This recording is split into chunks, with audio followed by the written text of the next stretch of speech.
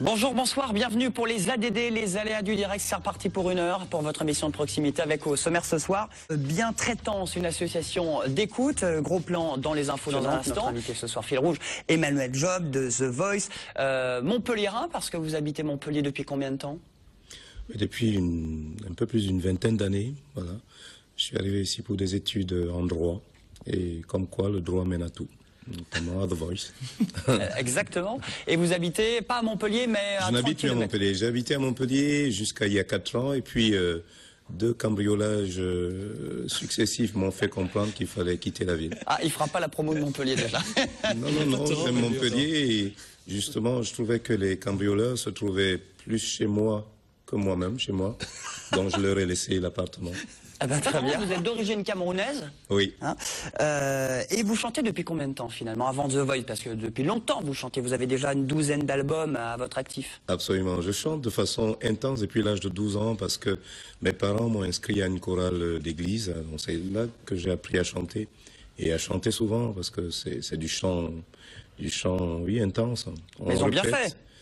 Oui, au début, ça ne me plaisait pas du tout et je trouve qu'ils ont bien fait. Absolument.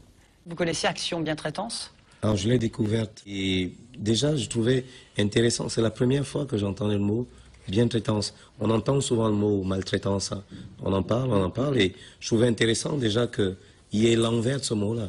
Rien que ça, pour moi, apporte déjà un début de baume, quoi. Et c'est Edwige qui l'a lancé, vous l'avez créé quand?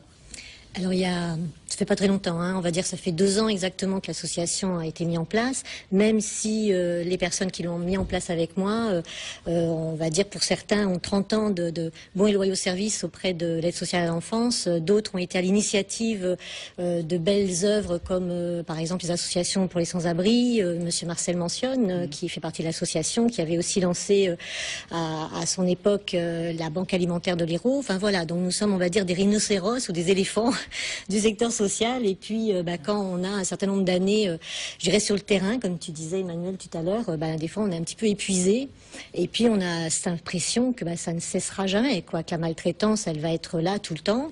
Le constat qu'il y a à faire c'est qu'il y a des grosses associations qui ont fonctionné depuis 20-30 ans qui effectivement soit s'occupent de l'enfance inadaptée, l'enfance victime de violences, soit les personnes âgées, soit les femmes.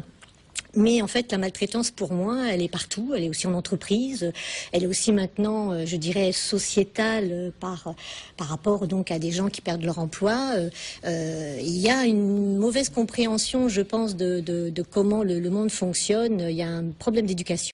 Et donc, il faudrait apprendre aux enfants, et même dès à l'école, comment fonctionne le cerveau, et surtout donc le système émotionnel, puisque notre corps est un énorme ordinateur pensant, gouverné par des pulsions et peu malheureusement non conscience. Et donc il conviendrait d'apprendre très jeune donc à canaliser ces énergies impulsives pour ne plus fonctionner en conduite automatique comme beaucoup le font, en pulsion-réaction. Voilà, nous parions donc sur le fait qu'avec des conférences, des émissions de radio, des temps de rencontres comme ceux que nous mettons en place dès la rentrée, là, les cafés de lettres, le grand public puisse mieux comprendre l'importance de la bientraitance donc pour vivre ensemble avec beaucoup plus de souplesse.